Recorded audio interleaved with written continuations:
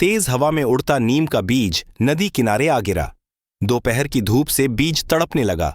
तभी एक हिरण आया और नदी का पानी भरकर उस पर डाल दिया। बीज अंकुरित हो गया। रोज खरगोश, मोर और बंदर भी पानी लाने लगे। कुछ साल बाद वहां बड़ा नीम का पेड़ खड़ा था। सभी जानवर उसकी छांव में रहते थे।